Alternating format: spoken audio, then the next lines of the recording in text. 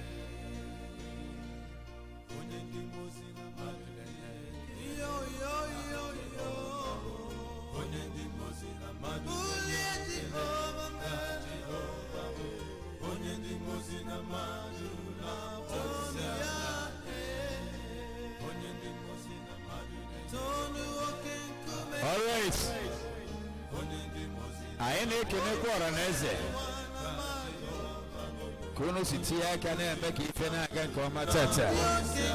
Uwo na eni gwoche line milliards. O na rambiye ke ihebua. Yesu. Onye ndi mozi na madu na poisia. Riwa to Jehovah iwege atu chimle.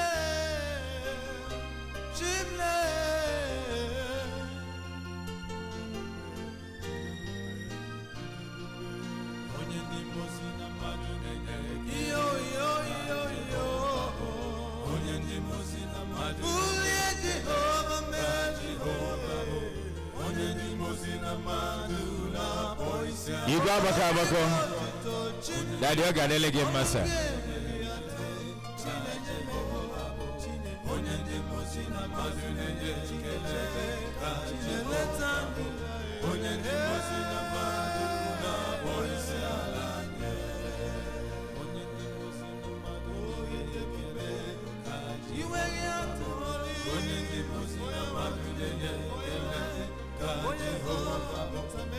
Yes, Abakabako. Is it Naga Ballet? Yes, sir. Oh, Makadadi, Okoishi, Kembonambo. If it is not your normal rain, Coronese, Jeweza Kezazu, Ijuwe Sulukwanyeli, Good Eliano, Makanambo, Madi Kwalamadi, Kokwalomi, I can if it's an inner Saman Ululu, my engineer, Namegade, ready for my brother. Yes. Efron and didn't know if you're happy feeling if I get man.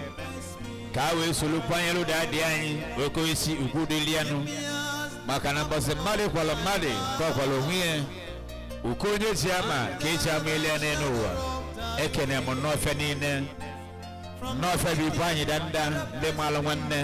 Oh, yes.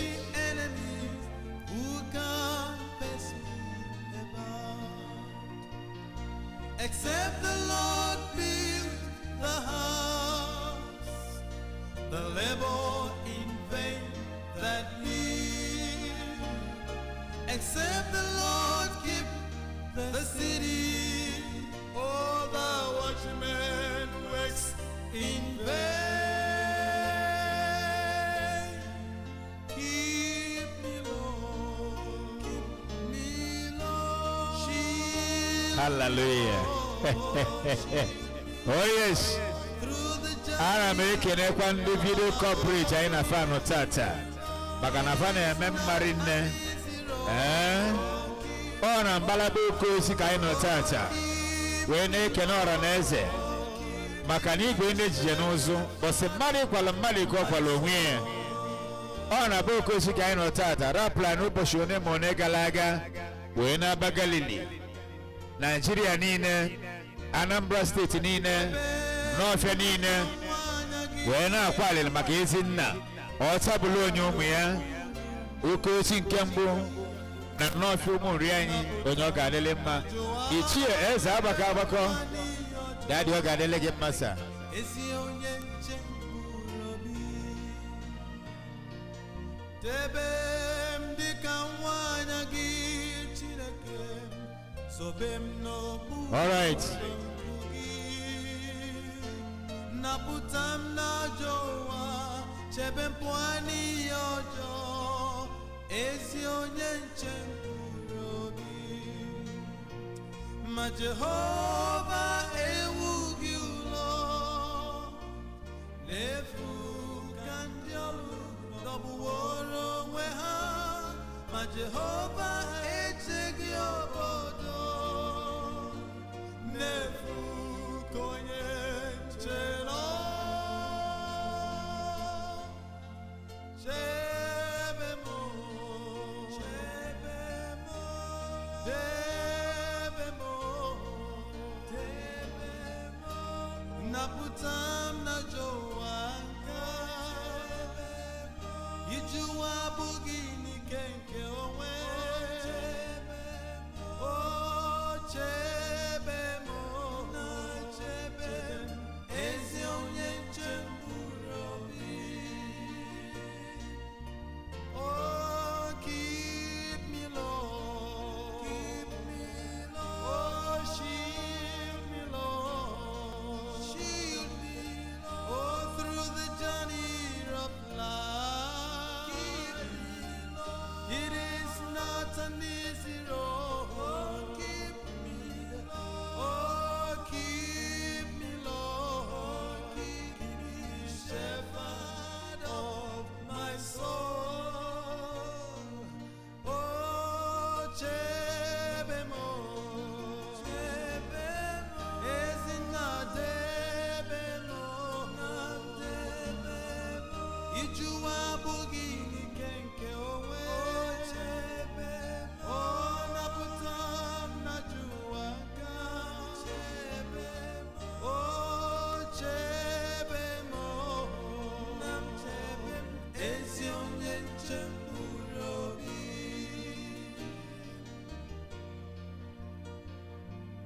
fairest of all the earth beside chiefest of all unto thy bride fullness divine in thee I see wonderful man of Calvary that man of Calvary has won my heart from me and died to set me free blessed man of Calvary amen ọkachamma n'igwe n'ụwa kachasị ukwuu enye mkpụrụ obi ojuju nke ngọzi bụ n'ime gị onye ebube nke Kalvarị nwoke nke Kalvarị adọrọwo mkpụrụ obi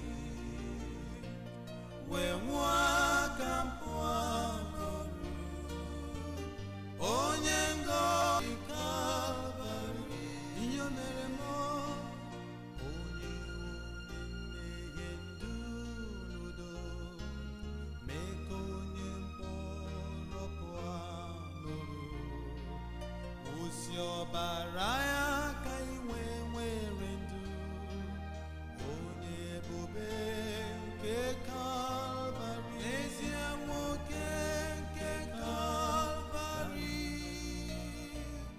adọrọwo mkpụrụ obi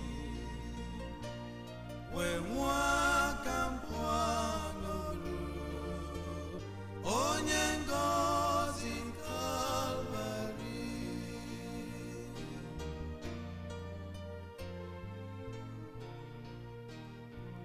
It pays to serve Jesus. I speak from He'll always be with us if we do our part.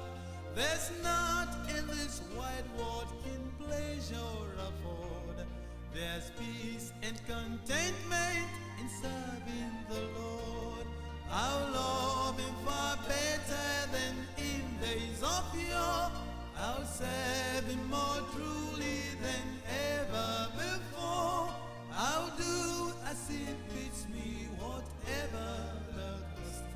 I'll be a true soldier, I'll die at my post.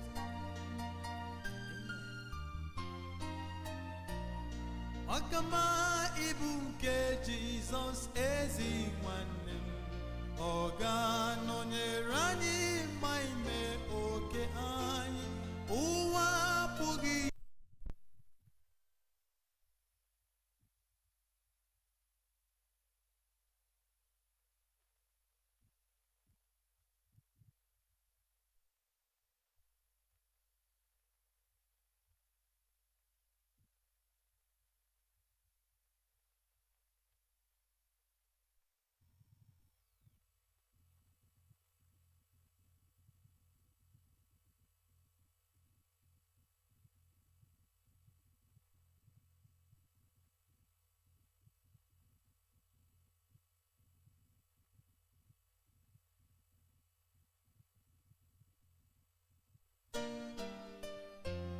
Have thine own way.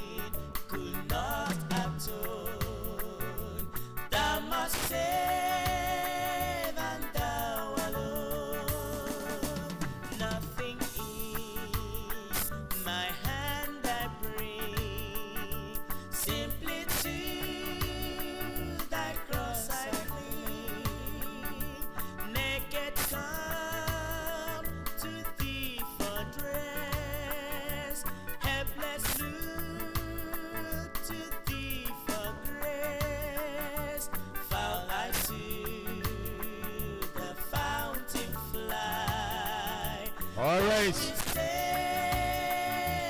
oh, I die.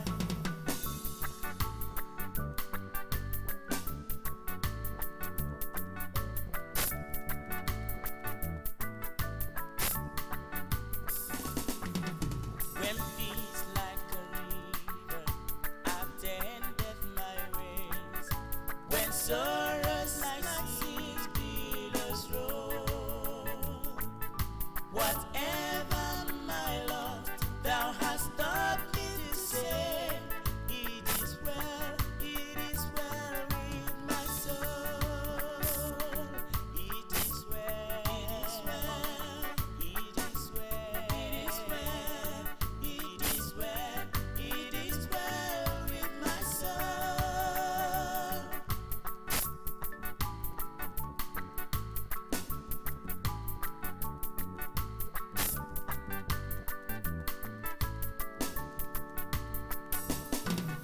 Though Satan should buffet, though trials should come, let this blessed assurance control that Christ has regarded my helpless estate and has shed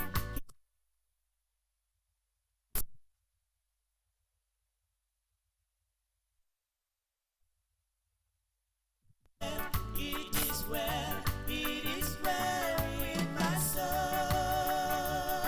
It is well, it is well, it is well, it is well, it is well, it is well with my soul.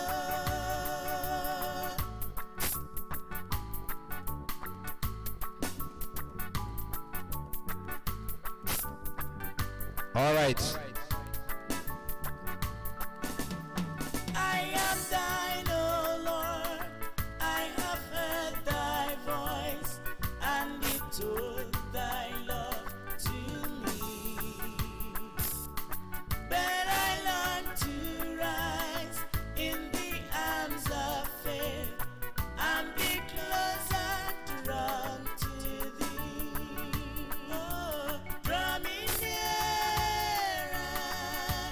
nearer, blessed Lord, to the cross where thou hast died. Oh, draw me nearer, blessed Lord, to thy precious bleeding side.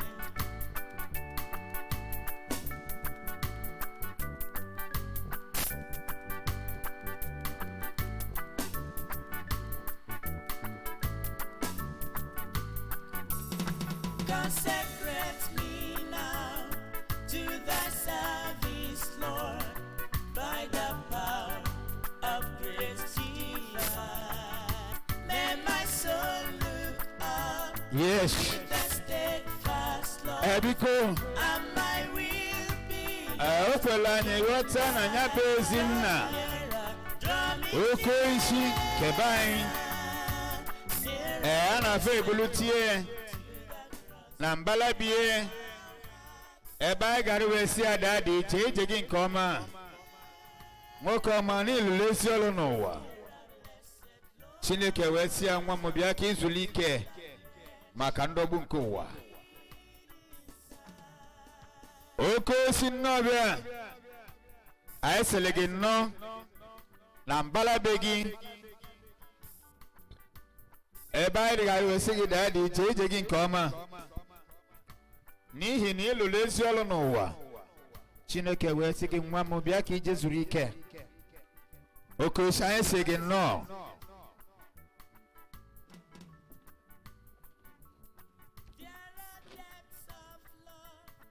Oke isi anyị sịrị gị nnọọ na mbalabe gị. Yes.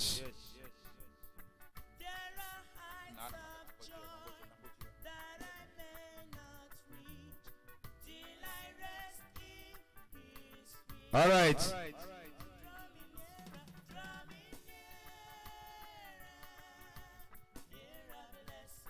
Ọ bụ na a na-ebu etu ezi dadị anyị mmadụ nche akwụla ọtọ Kainye the last respect.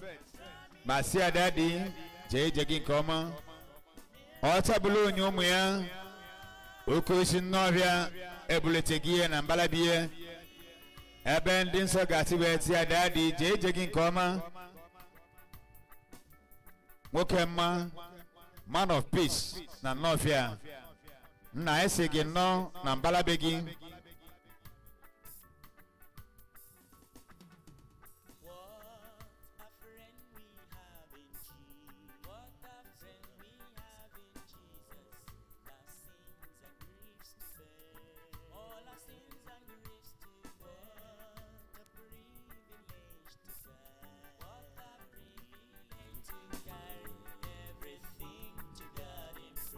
All right. Obuna ne buete daddy anyi. I need a gapoloto. Kainye the last respect. Masia daddy Jagin Koma.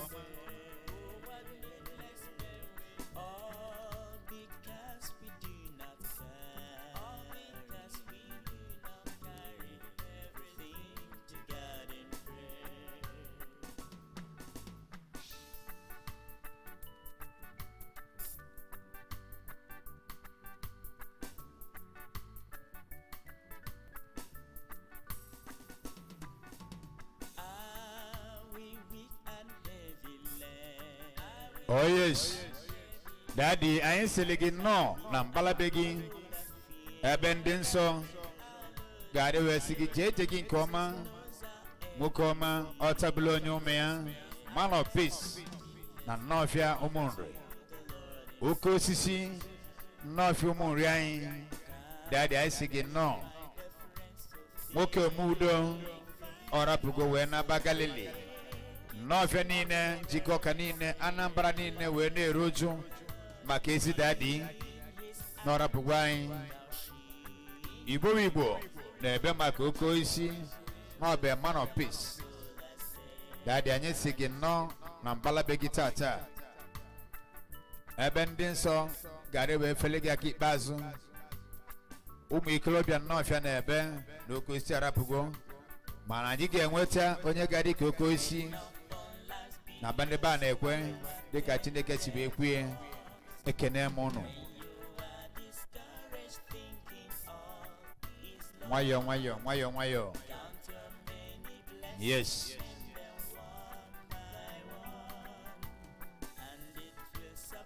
Okoshi novia na manyeselege no na mbala begi. Yes, kita ana ebu ekezi ni mono. Eba gari we fi anyi bazu Masia daddy Jagin Koma Nani Chineke watagi we gwara Aisigi ni Jagi bi joma. Oh yes. Onye moto park ziana mwanem. All right. Aha.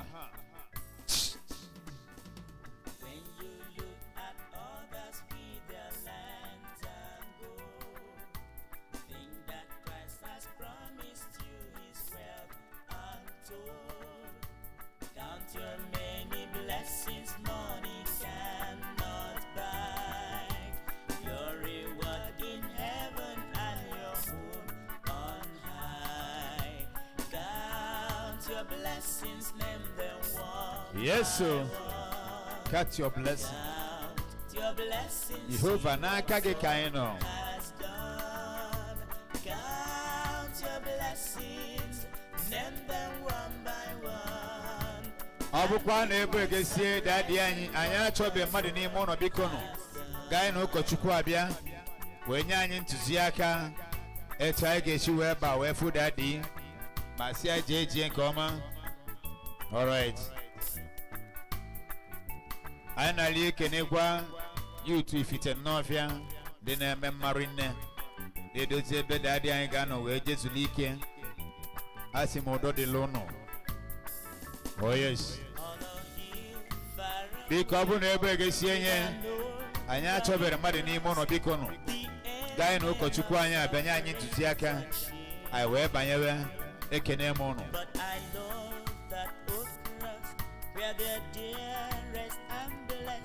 for a world of lust, sinners was slain. So I'll cherish the old rugged cross. To my trophies at last I lay down.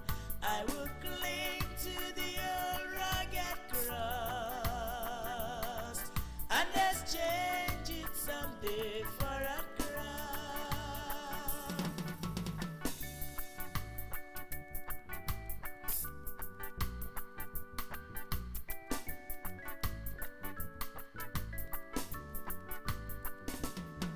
To the old rugged cross I will All right. ever be true. His shame Yes. and reproach gladly bear. Then you call me someday to my home far away, where His glory forever I'll share. So I'll cherish the old rugged Because biko simbechiela anyị ọnụ ụzọ gaa na ụkọchukwu abịa biko nọ. trophies at last Simbechigodola anyị ọnụ ụzọ a gaa na ụkọchukwu abịa. I will Ka onye anyị ntụziaka. rugged Oh yes. cross and exchange it someday for a crown. So I'll cherish the old rugged cross till my trophies at last I lay down. I will cling to the old rugged cross and exchange it someday for a crown.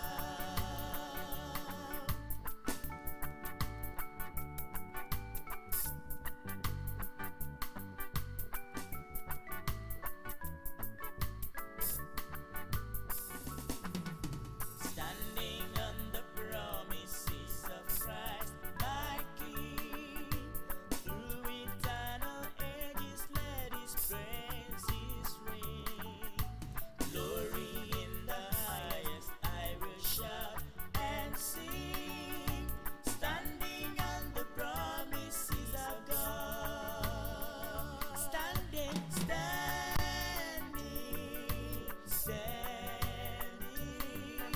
standing on the promises of Christ, my Savior.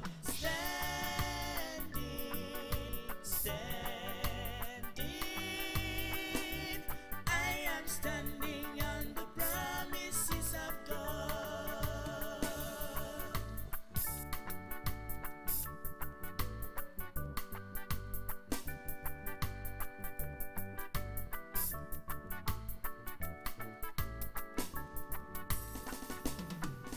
Standing on the promises I cannot fail, listening every moment to the Spirit's call, resting in my Savior as my all in all, standing on the promises of God. Oh, standing,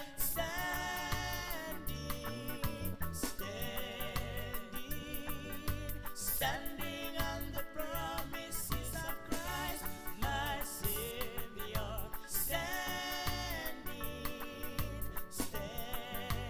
Standing, I am standing on the promises of God. Standing,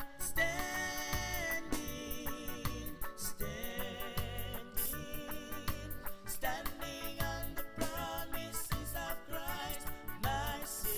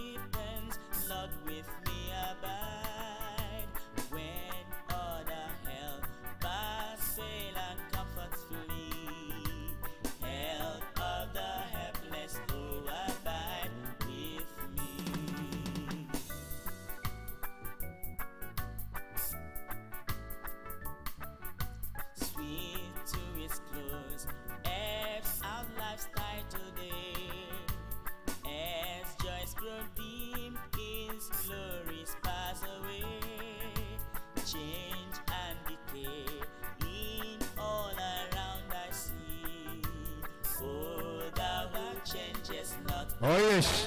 With me, abide with me. Fast falls the eventide. The darkness deepens. Lord, with me abide.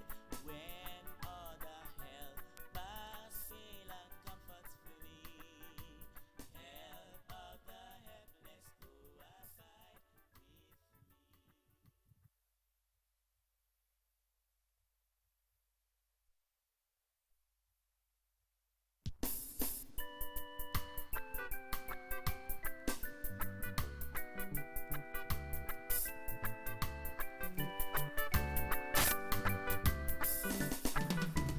Pass me not, O gentle Savior.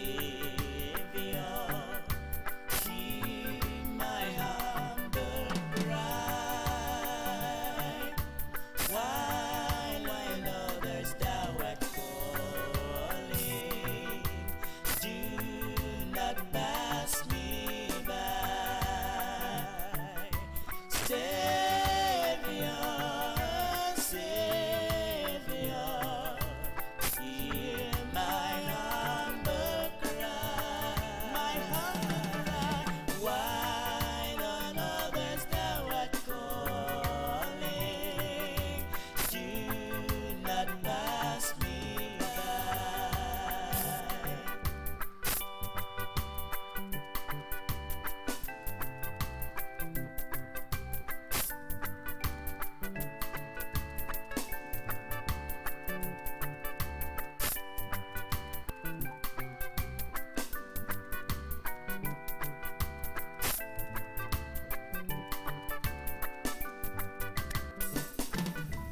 Let me at the throne of mercy, oh, find a sweet relief.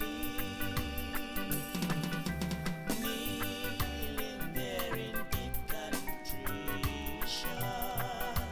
help my unbelief. Savior, Savior,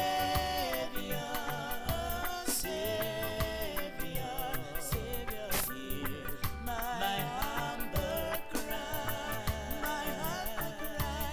While on others thou art calling, do not pass me by. Savior, Savior, Savior, Savior, hear my humble cry. My humble cry. While on others thou art calling, do not pass me by.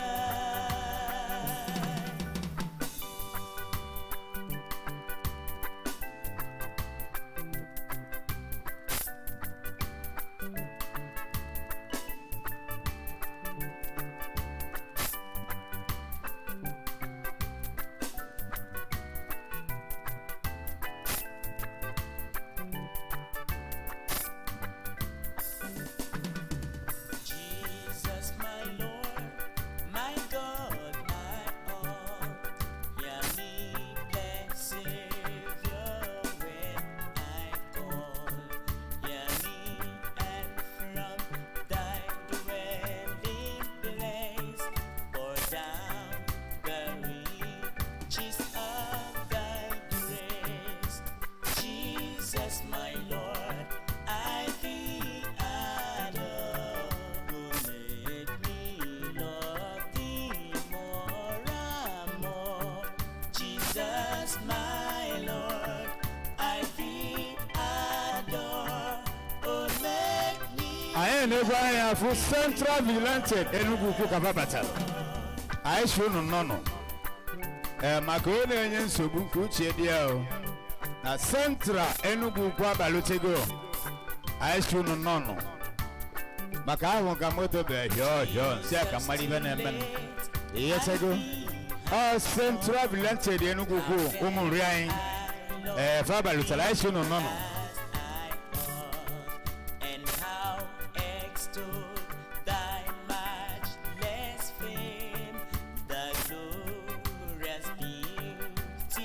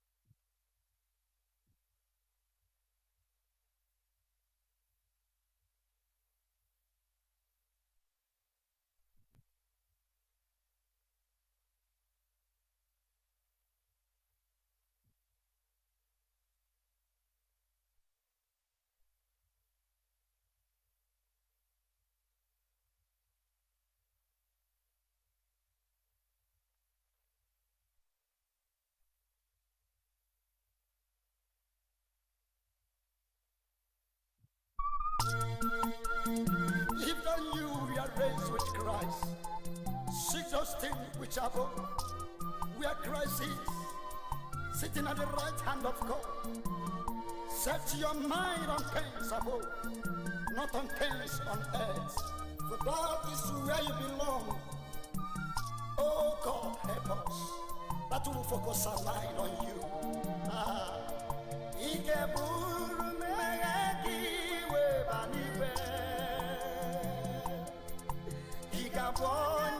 ga-ebu mmehie gị wee baa n'igwe.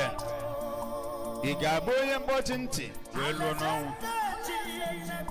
Alaeze nke Chineke o kwere ndị ya na nkwa. Ọ dịghị onye mmehie ga-aba n'ibe ya.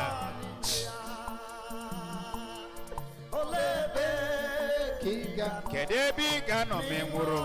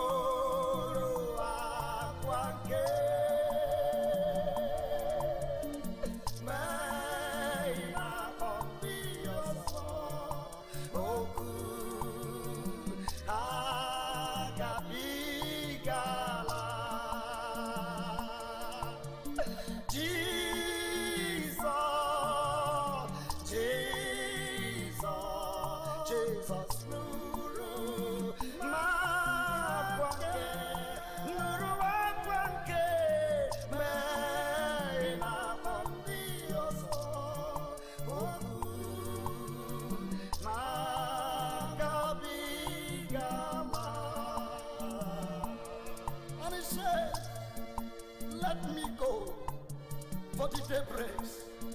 But he said, I will not let you go unless you bless me. Let me at the throne of mercy find a sweet relief. Kneeling there in the country, sure, help my unbelief. Savior, Savior, Savior, Savior, my humble cry, yeah, my humble cry, and why, Lord, hast thou art calling? Do not pass me by. Ah, Odiegu, Arurala Kariala, Aniekwe agha megide agwọjọ, ma agwọjọ ekweghị nkwụsị. O ụmụnne, nnupụisi akarịala, ndị bụ mmadụ adịghị aṅazi ntị n'okwu ndị mụrụ ha. Ọmịiko, obodo anyị alawa, omume ndị Satọde duru n'obodo a lawa bụ mgbe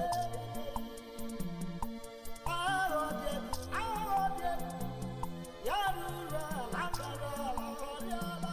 Anyị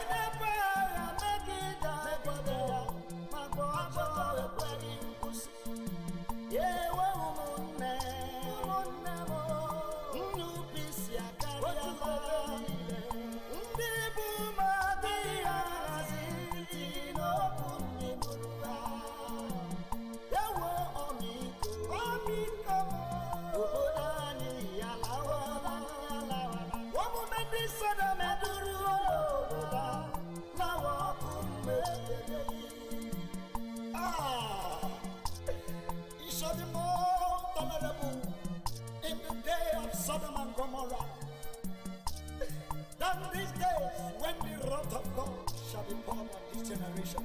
Ndina chachi nuwa, so when I be obodo, una inela na kaya, imota esie. Yeme wensu koni muluka, ababu maboda. Sugar daddy na kemami, watu ebenile. Onweronye na ya, onamba sugar. Oburu na nke giso, nke meso ya. Sugar daddy na kemami, mwere beze Jesus. Okaka chidimo, oka ome.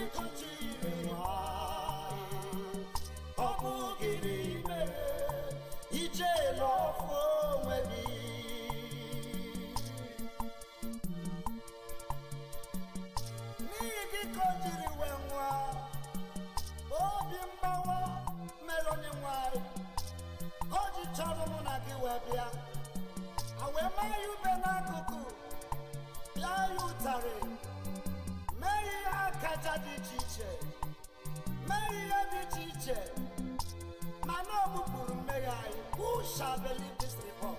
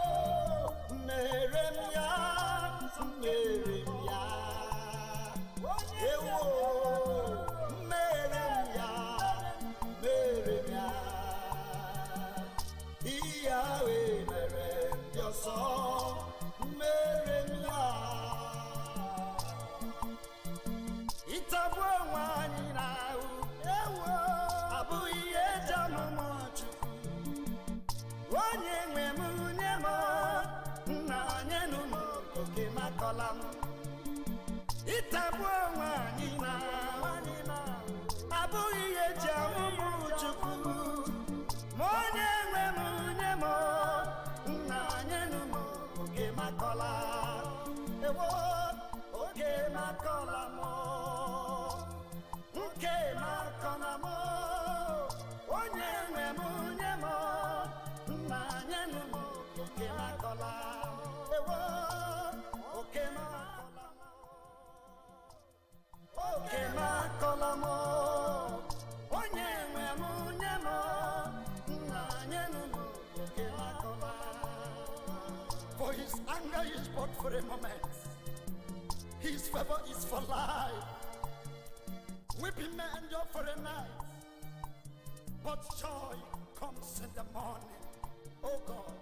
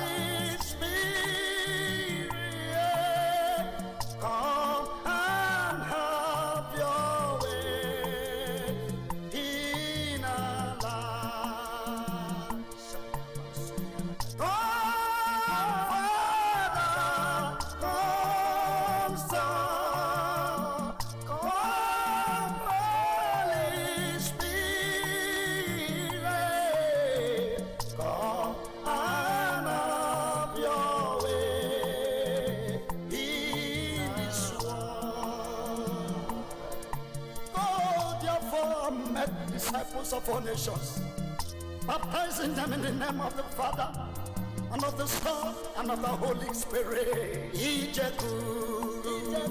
Jesus, Ike, Saja, Masawo, Nobala, Inatu, Siobi, Nama, Raya, Nasawo.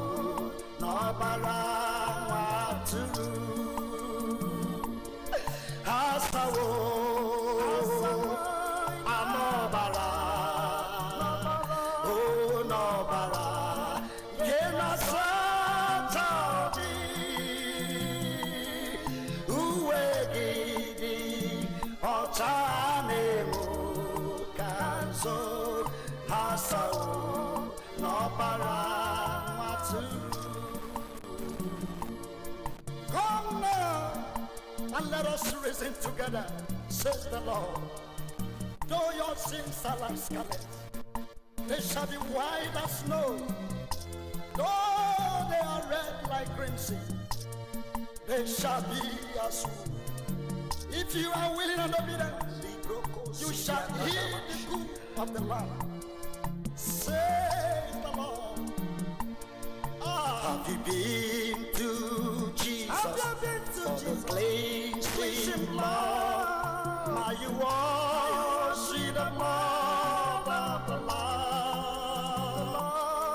Are you fully trusting in His grace? This are you washed in the blood of the Lamb? Are you washed in the blood, in the soul cleansing blood of the Lamb? Are your garments spotless? Are they white as snow? Are you washed in the blood of the Lamb? Come unto me, all ye that labor and are heavy laden. I am come. Is there any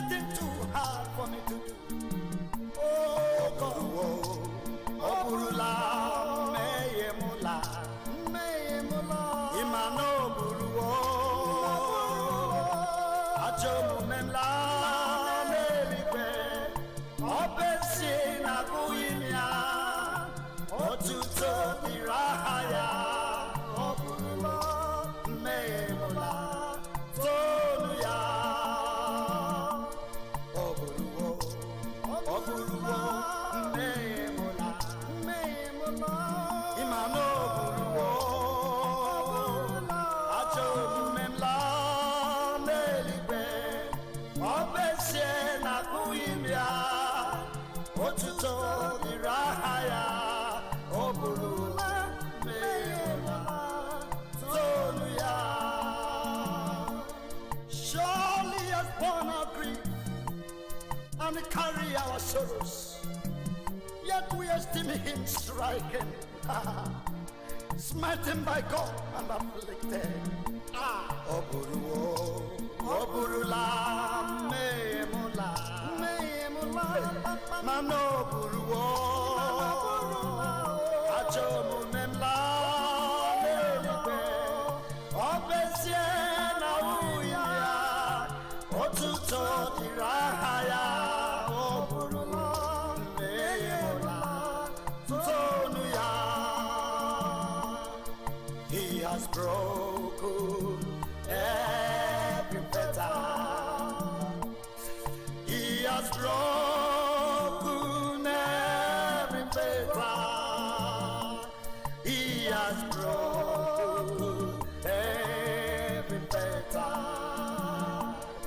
He has set me free. He has broken every fetter. He has broken every fetter. He has broken every fetter. He has set me free. He was wounded for our transgression. He was bruised for our iniquities. The chastisement of our peace was on him. By his stripes we are healed. I will sing and shout hallelujah. I will sing and shout hallelujah. I will sing and shout hallelujah. He has set me free. Must I go an empty-handed? Must I meet my Savior's soul? Not one soul need to greet him. Must I empty-handed go? Then he said to them, follow me, and I will make you fishers of all men. And immediately they followed him. Over again I give you my soul. Over again I give you my life. Over again and over again I belong to you. Over again and over again. Over again I give you my soul. Over again and over again I belong to you. Over again and over again. Over again I give you my soul. Over again and over again I belong to you. Over again I give you my soul. Over again I give you my life. Over again and over again I belong to you. Over again I offer my life. Father, for the renewal and remission of my sins, daily will I come to your throne, to your temple and offer it. Take it. Over again and over again. Over again I give you my soul. Over again and over again I belongs to you. Yeah. Over again, I give you my soul. Over again, I give you my life. Over again and over again, I belongs to you. God will make our way where there seems to be no way. He was the way you cannot see. He will make a way for you. He will be my God. Hold me closely to his side. With love and strength for each new day. He will make a way. He will make a way.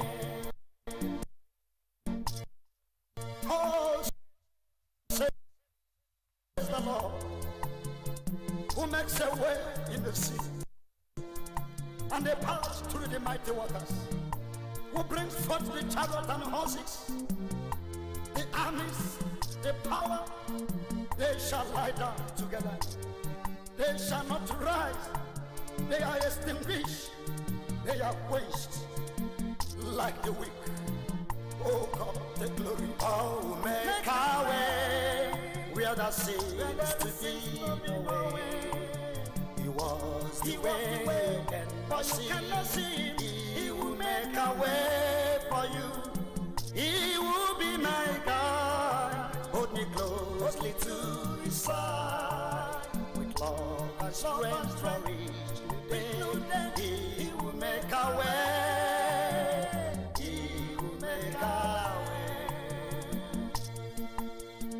He will make a way. Whenever life becomes tough in this life, he will make a way for you. Because life and death is in his hand. Abugini keke wapumo, ni unanya nke Chineke mo.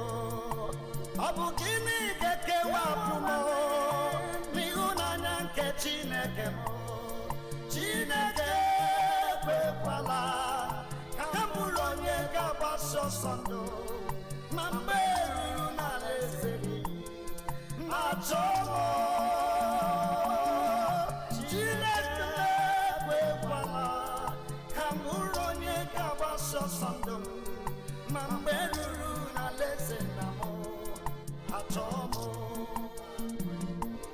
Who shall separate us from the love of Christ?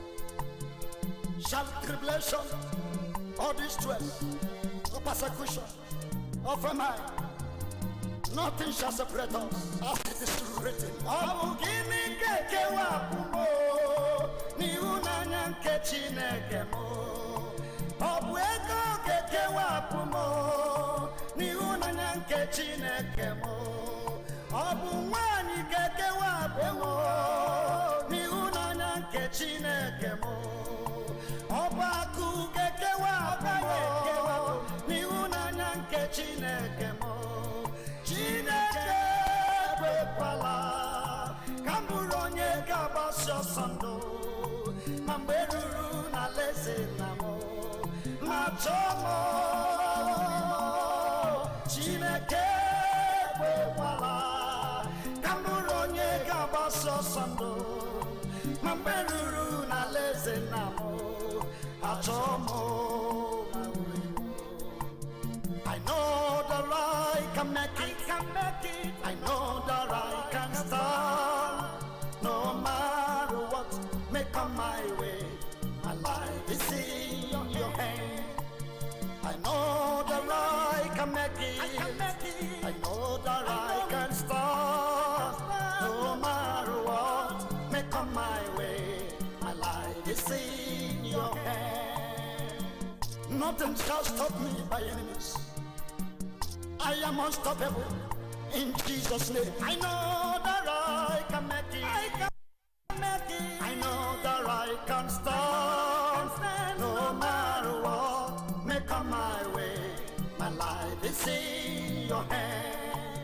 I know that I can make it. I know that I can stand. No matter what may come my way, my life is in your hand.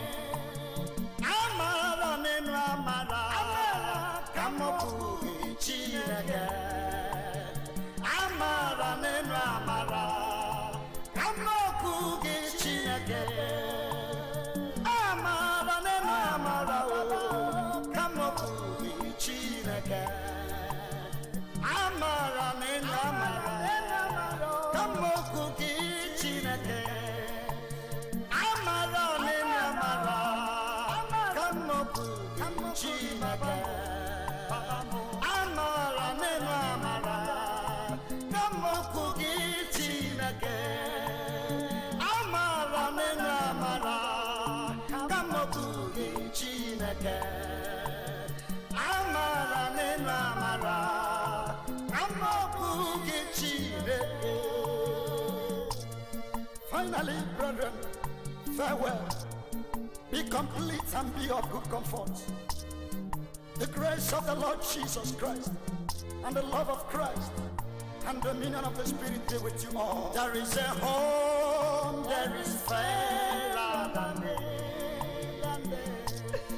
but by faith we can see the coming. For the Father is over the way, to prepare us a dwelling place there. In the sweet by and by, we shall meet on that beautiful shore. In the sweet by and by, we shall meet on that beautiful shore. In the sweet by and by, we shall meet on that beautiful shore. In the sweet by and by, we shall meet on that beautiful shore.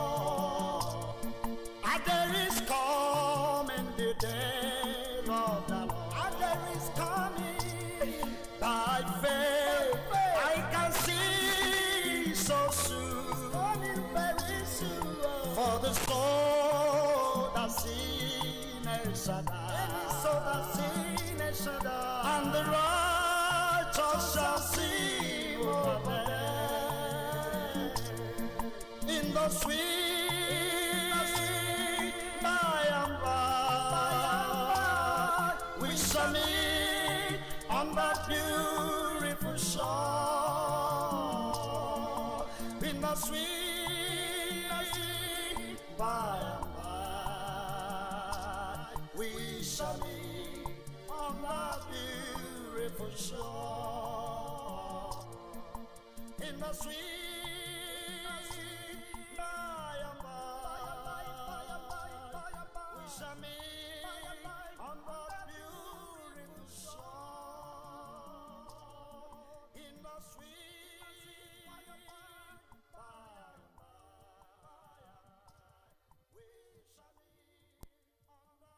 by and by,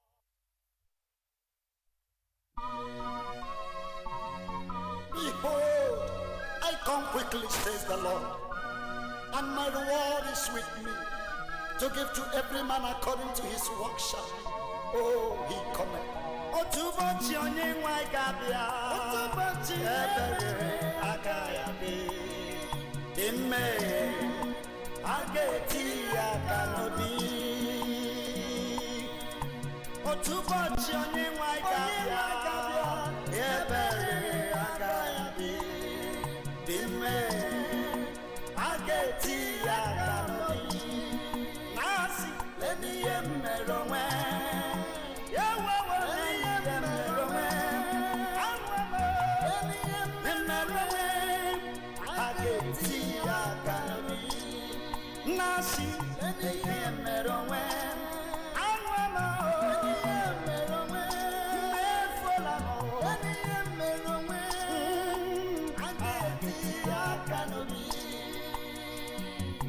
those things done in the secret, whether good or evil, my brother, that great day is coming when those things will appear. Oh, too much your name, my Gabia, Eberagadi, Ime, Ageti, Aganobi. No, too much your name, my Gabia, Eberagadi, Ime, Ageti, Aganobi. Nasi, Eliem, Merome.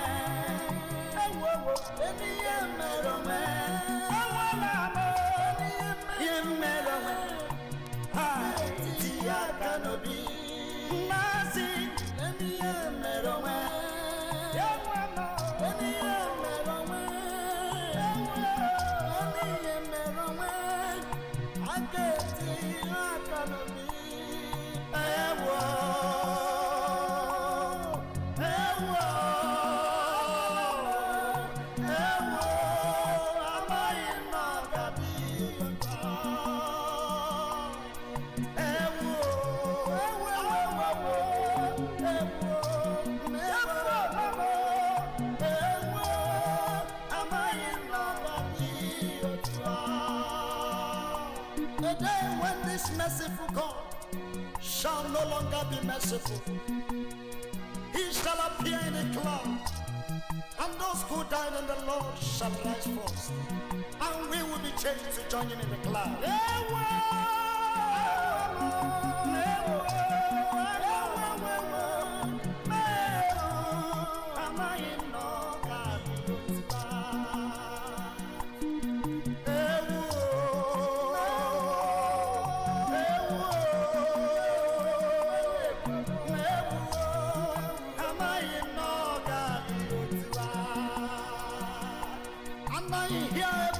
Of one crying in the wilderness, prepare the way of the Lord and make the crooked straight. Oh, Rabamasi Katarabala. Oh, yeah, my cry, be gracious now to me. Oh, God, greatly restore my soul. He could not hear. When am I singing now? Nwachukwu, you cannot hear. My Reverend. I wander far away to my I wander far away from home. Oh, take me now and bring me to the fold. Oh God, greatly transformed. Father, we are crying for revival upon your children, that we will be vibrant and take the kingdom by force. Oh God, thank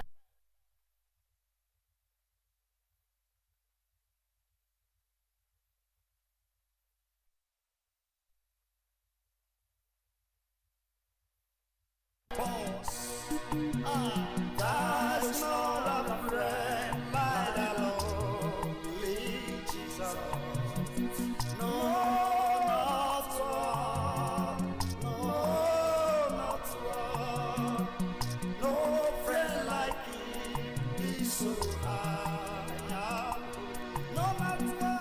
No, not one. No, not one.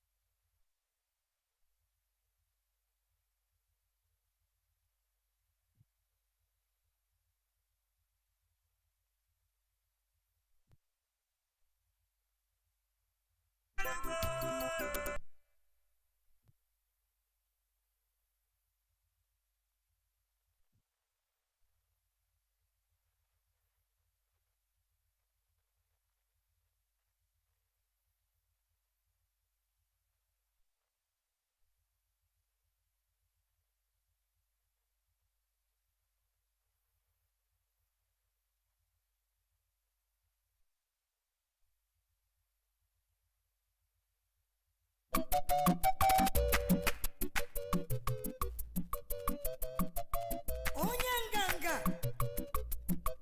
Hey! Adume boju jama baba nganga babegu. Ayam turu ya no wa tola yuto achiwa. Unu butani kwekai babegu ni rocheze ya. Oke kuma delu angagi boyoma. Kainjelele. Kainjelele oyoma. Onye kwe potano kainjelele.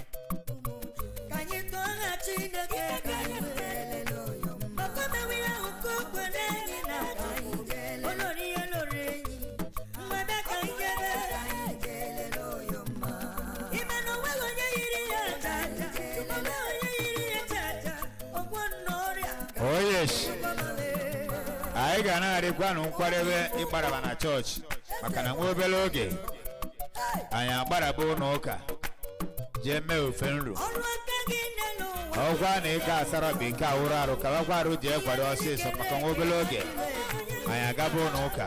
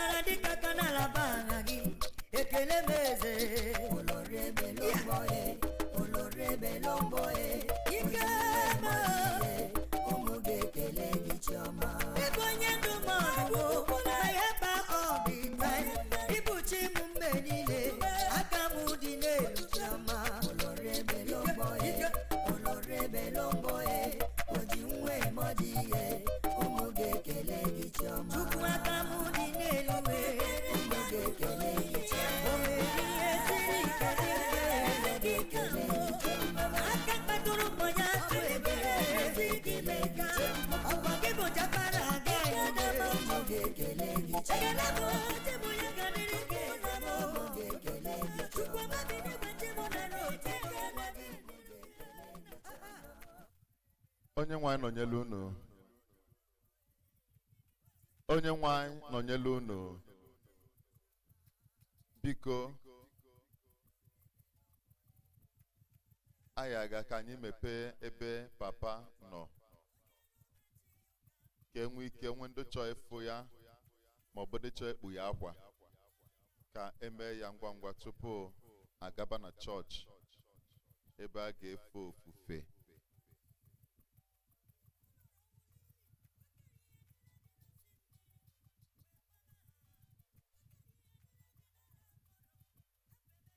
Because the family of Aniekwe, can I kindly see all of you here, please? The family of Aniekwe.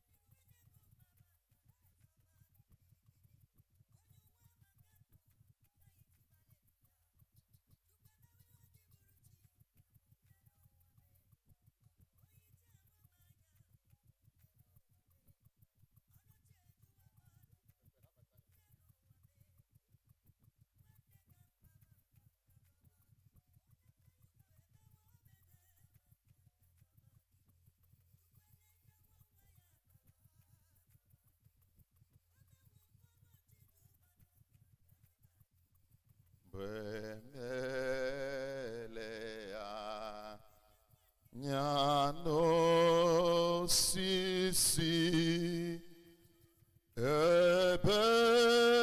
ebese kendo nguru uru akum nanga gankem ago rumha nihe efun chuku ekwe lamnya isti mobui na ọṅụ Kraịst onye nwe ihe funke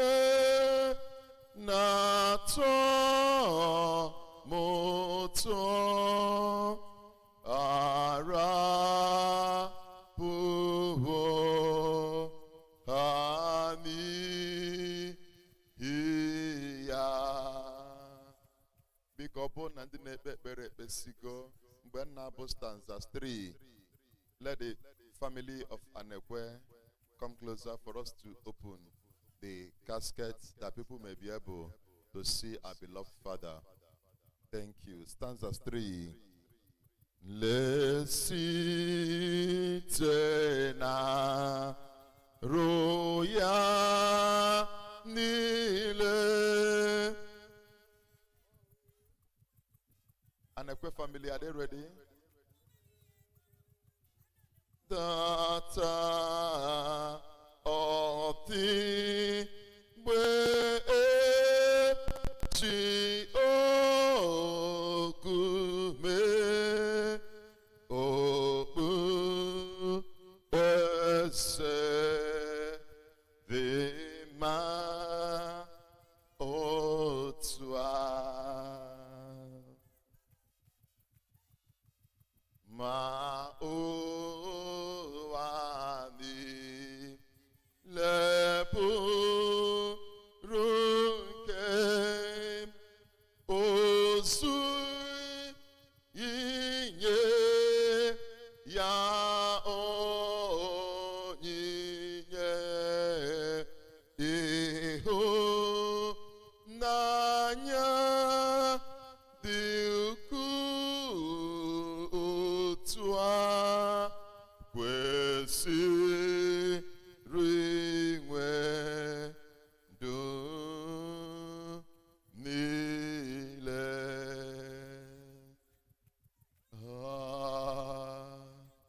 Amen.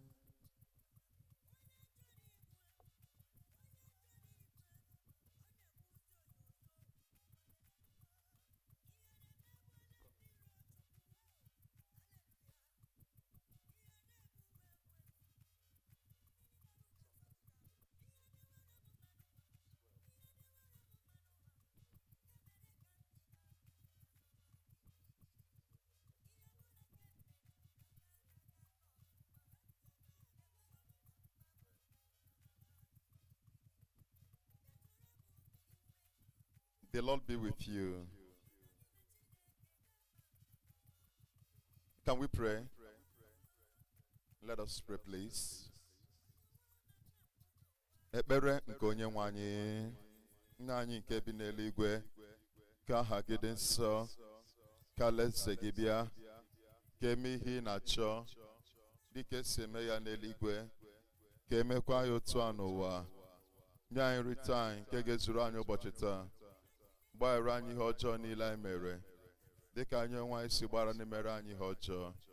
Edubala anyị n'ime ọnwụnwa, ma dọpụta anyị n'aka ajọ ihe, n'ihi na alaeze bụ nke gị, na ike na otuto mgbe niile na mgbe niile. Chineke nke pụrụ m ife niile, gị onye nkasi obi niile na-esite n'aka ya wee na-abịa, gị onye maara okike na njedebe nke mmadụ niile, gị onye maara na mmadụ bụ ife na-akwụsị akwụsị, gị onye sikwara anyị gaa n'ụwa ka anyị zụọ afịa ruo mgbe gị bụ Kraịst ga-abịa kpọrọ anyị. N'ụbọchị taa, Chukwu, ma iwegoro nwanne anyị nwoke bụ papa anyị bụ nwa gị Fred dịka mkpụrụ ihe owuwe nke ihe ubi. Onye nwe anyị nyere anyị odibo gị nke a ka anyị mara ya, ka anyị na ya jekọọ ozi, agbara ya ama. Jehova, anyị agaghị ajụ gị ajụ n'ọnọdụ a, kama n'ife ọbụla nke anyị bụ mmadụ na-afụta onwe anyị na ka anyị maa na aka gị bụ Chukwu dị na ya. Anyị ma na n'oge na-ete ya aka, Chukwu ọma, n'ụbọchị mbilite n'ọnwa anwa, anyị na oke osisi bụ Fred ga-afụkwa ọzọ. Na ma ọ bụ eziokwu na nnekwu oke osisi adago, mana gị bụ Chineke ga-eme ka o guzoro ọzọ. Nna m, anyị matakwa nke ọma na nkasi obi na-esi n'aka gị wee na-abịa. Onye ọbụla gị bụ Chukwu kasiri obi, akasuo ya obi n'ezie.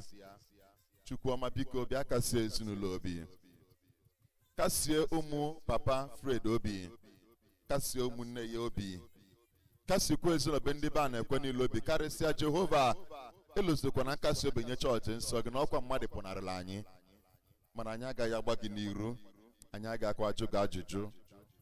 Onye nwere ọtụtụ ekpere, ekpegori ọtụtụ ekpere, ekpegosi gị, grant him peace in your eternal kingdom, and I join in that prayer. Father, grant your son peace. anyị ma na ụwa abụrụ ebe obibi na o nwere ebe anyị bụ mmadụ na-aga. Here is not our final destination, because your son Fred has returned to his final abode. Grant him eternal peace. The only thing we seek from you, Lord, is that peace. The peace that surpasses all human understanding. May Okosi find peace in your kingdom. Jehovah, open no for sign ayo kimera nebe nwa gi nwoke ano ya na ro gi budo nke mkpụrụ obi. O jegoro gosi n'ụwa. Okugoro gị mkpụrụ. O jekwuru si na chọọchị gị agbakwara ya ezi ama. Nna mmeni a dịka otu onye nke akwụkwọ nsọ mee ka amata ọsị n'isi nya bịa onye nke m agbara ezi a bịa suru ike n'aka nne m na ndụ ebe ebe. Nna biko kwee ka odibo gị adị n'ebe a ka o so n'oge zuru ike n'aka nri gị. Ka ọ ga-abụ n'ụbọchị ikpeazụ anwa mgbe anyị ga-afụ oke osi, mgbe ọ ga-eyi uwe ọcha, mgbe ọ ga-arụ n'ebube nke gị wee na-eso gị na-ekpe ebo 20 n'ikpe. Jehova, anyị arịọ gị, anyị onwe anyị bụ ndị ọ rapụ wee pụọ, malite n'ugbu a weta nkasi obi nye anyị. Ekwena ka anyị baa akwa dịka nne enweghị olileanya, kama ka anyị maa na anyị na oke osi ga-afụkwa ọzọ. Gọzie famili a, kwee ka osi na ga-eje n'isi nwa gị a ka ọ gaa nke ọma, n'ihi na ọ bụ onye udo. Ọ nara achọ nke mmadụ, n'ihi nke a Chukwu ọma, mmadụ agaghị ya so ọnọdụ a. Dịka oke osi ga-ezi ozi ọma ikpeazụ n'ụbọchị taa, a ga-atọghatara gị mkpụrụ obi. A ga-asị na ọ bụ ụbọchị a na-adọnye Fred n'ala, n'ụbọchị a ka otu mmadụ were mkpụrụ obi fanye Kraịst. Biko Chukwu ọma, Bible sị na the wicked shall bow at the gate of the righteous. Isi anyị kwuo na ife ọbụla ị nụrụ anyị kwuo n'ọka ka ị ga-emere anyị. Father, we pray enough is enough. Father, this family agaghị eru uju ọzọ. Our returning here shall be for joy. Okosime, Father Almighty, grant you peace. As we are about to see you for the last time until that resurrection morning, we say farewell, goodbye, our beloved Father. In Jesus' name we pray. And amen. It is well, people of God, it is well. May we trust in God. Let us trust Him. He knows all. He knows all. So please, I want to plead with us. Hold yourself, hold your heart. If I can ayo Chineke amara bụ ka oke osi so na ndị ga-eketa oke n'aka nne ya. Ọhịa ọgwụ anyị chi eketa oge ekpere. So please be comforted. It is well. In Jesus' name. Thank you.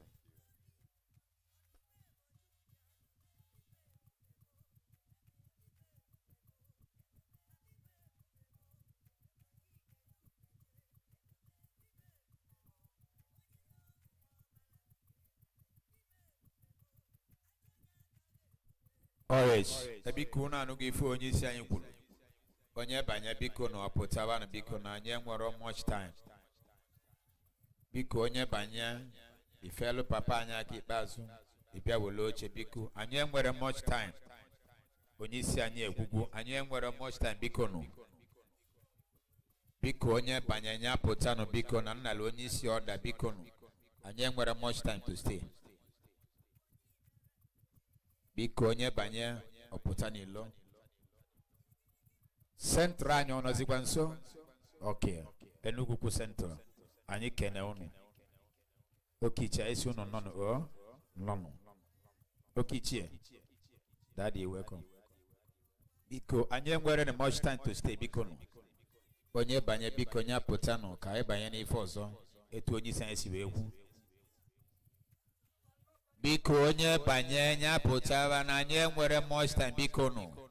Ịbanye fele papa anyị aka si adoziela anyị ọnọdụ ebe ka mma maka na otu mgbe anyị na ya ga-afụ iro na iro. Anyị nwere much time biko dịka onye isi anyị si wee kwu na ntụziaka. Biko onye isi kwukwara onwere ndị chọrọ ikpu akwa Fabia na tebụl nye ya afa biko nụ ka anyị jee achịkọ na achịkọ biko. All right. Fanye gị afa na onwe ndị chọrọ ịbịa. Okay. Go ahead, I permit you. All right, sir. Thank you, sir. Biko onye isi chọrọ si na ọ bụ na o nwere ndị chọrọ ikpu akwa fama ka onye ekwulekwu malụ no permit them because no from again me kike mari kuna aka mode ay moda atu omunga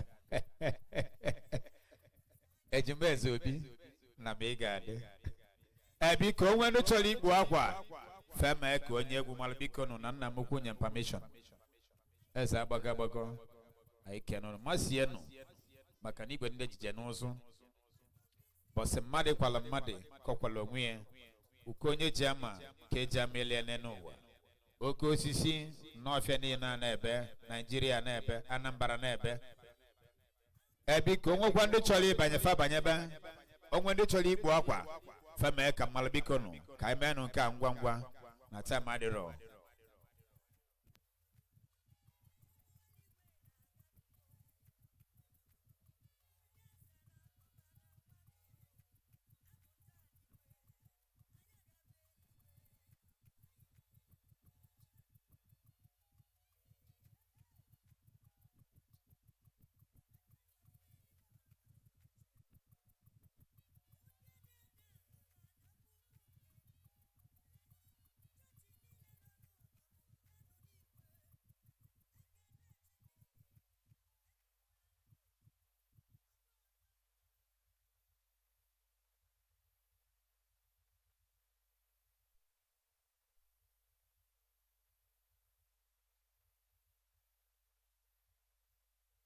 biko na onwelu ndị chọrọ ikpo akwa fa mee ka mmalụ biko nụ na time adịrọ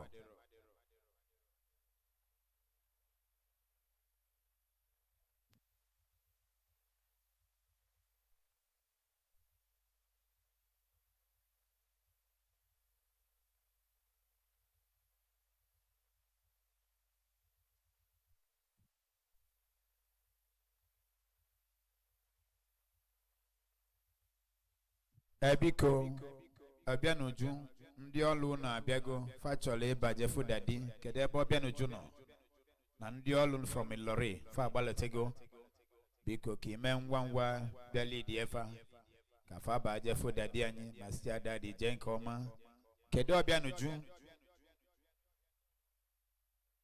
n'uju kedu ebe ọ nọ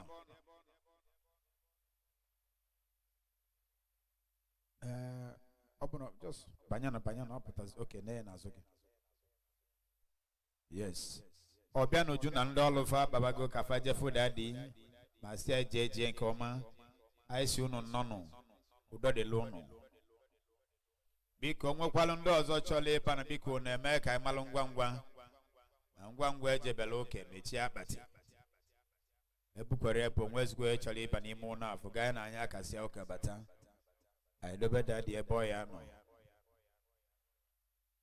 ọ bụ na ndị ọlụ ọbịa n'uju emesie unu eme ka anyị malụ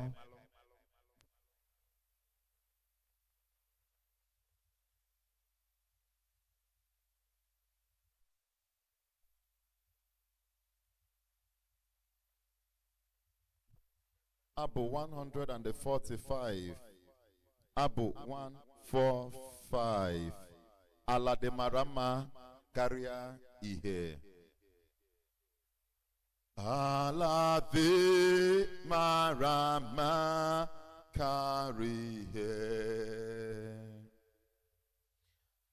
ala dị mara mma karịa ihe site n'okwukwe ka anyị hụ ya na Chineke na-echere na ya ka o doziri anyị ebe obibi Memesia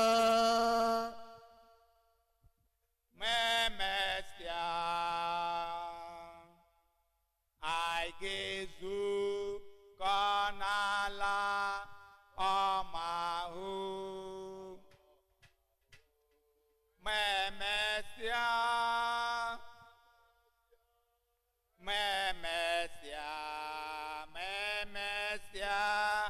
I gezu kanala omahu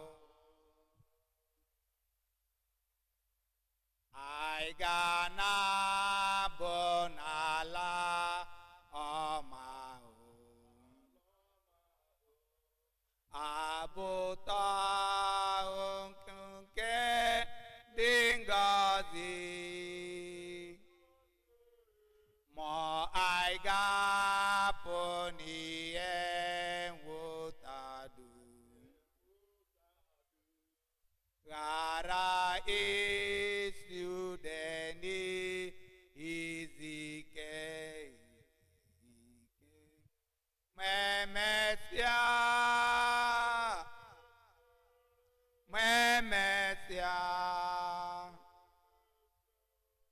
anyị ga-ezukọ n'ala ọma ahụ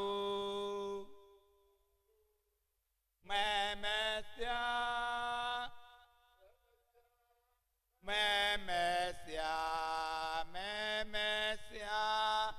anyị ga-ezukọ n'ala ọma ahụ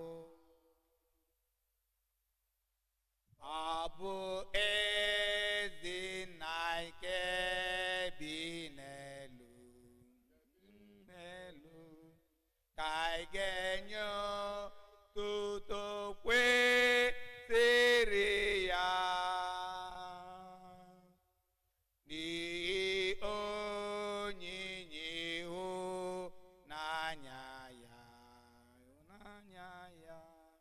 na ngọzi nke na-edo ndụ anyị nsọ ma emesịa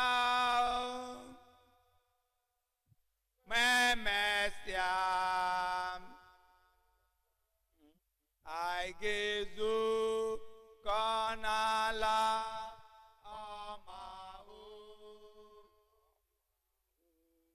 ma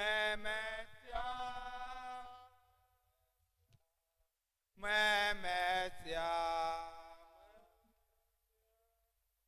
anyị ga-ezukọ n'ala ọma ahụ.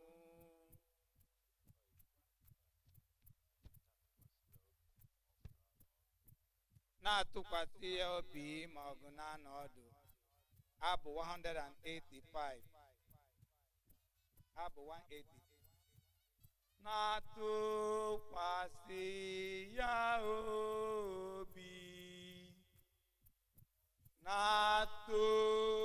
na-atụkwasị ya obi, ma ọgụ na n'ọdụ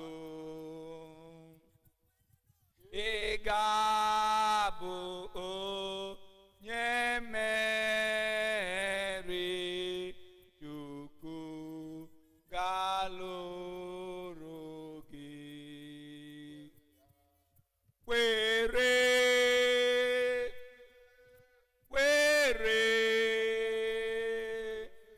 ma abalị gbọchịchị. Kwere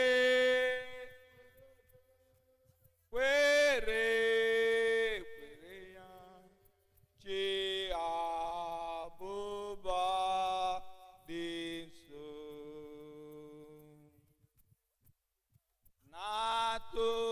Na-atụkwasị ya obi, oke ọnwụnwa dị nso. N'elu mmiri ize ndụ, ọ ga-anya ụgbọ gị. Kwere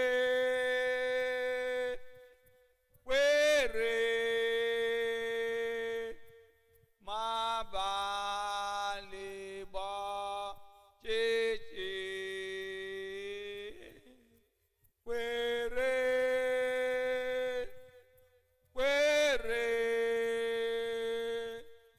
chi ọbụbọ dị nso. Chukwu pụrụ ịzọpụta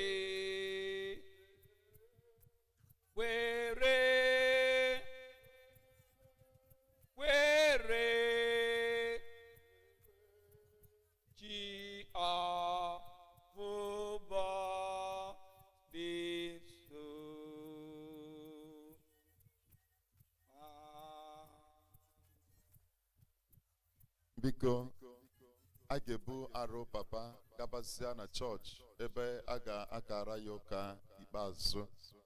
Anyị na-ayọ ka mmadụ ncha soro gbadata na the parish church of St. Paul's. Ife ọmụ ị ga-emere oke osisi bụ iso na commendation and the burial service here. Biko anyị na-ayọ onye ọbụla ka anyị gbadata na the church as we bid him farewell and return back to this compound for the interment. Thank you. Unu anụghị ife onye isi anyị kwuru. Onye ọbụla gbadaba na chọọchị anyị unu ma ebe ọ dị na St. Paul Church. Ndị ji moto kaba na-arụ bụ ndị mmadụ. Onye jikwenu meshin gbagowekwuo ihe ejikwa ọkpa iwere ọkpa na-egbogo n'ọdụ nzobe anyị. Iyetago ịga ugere na-azụ na ịbalụ unu ka ozigbo. Oh yes. Ma ndị a bụ ikpele anyị niile ya ejebe. Iyetago.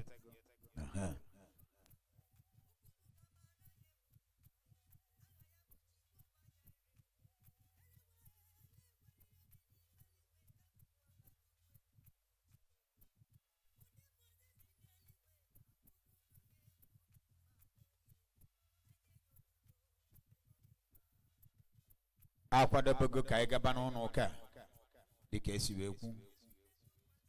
Mmadụ ncha ga-agbadabazia na St. Paul Church n'Ọfịa. Ndị ji moto buwenụ ndị mmadụ maka na ndị agba ibele nnukwu. Iyetego. Onye ya eji nkwa ọkpa ọ gabugara n'azụ na ọbaruo n'ụka ka nwere nsogbu.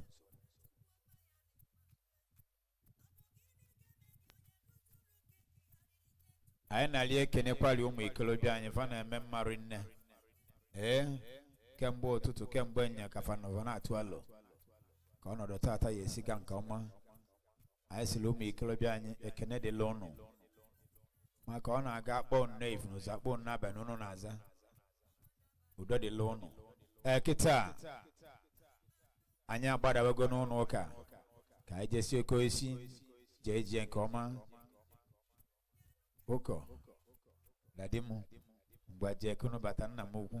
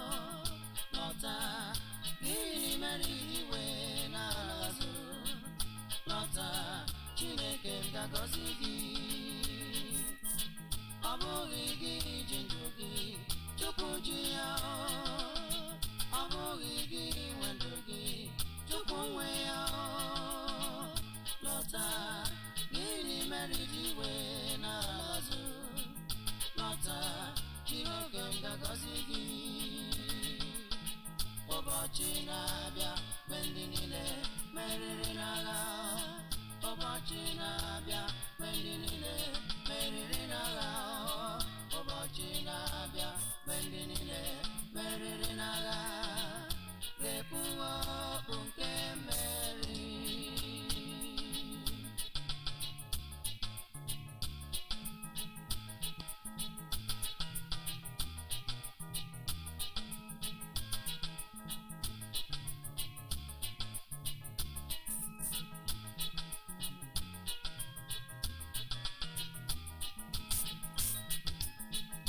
lọta gịnị mere iji wee n'ebe akwa lọta Chineke m ga-agọzi gị amen lọta gịnị mere iji wee na student lọta Chineke m ga-agọzi gị ọ bụghị gị ji ndụ gị Chukwu ji ya ọ bụghị gị nwe ndụ gị Chukwu nwe ya lọta gịnị mere iji wee na-azụ lọta Chineke m ga-agọzi gị ọ bụghị gị ji ndụ gị Chukwu ji ya ọ bụghị gị nwe ndụ gị Chukwu nwe ya lọta gịnị mere iji wee na-azụ lọta Chineke m ga-agọzi gị ụbọchị na-abịa mgbe ndị niile meriri n'agha ụbọchị na-abịa mgbe ndị niile meriri n'agha ụbọchị na-abịa mgbe ndị niile meriri n'agha ga-ekpu ọkụ nke mmeri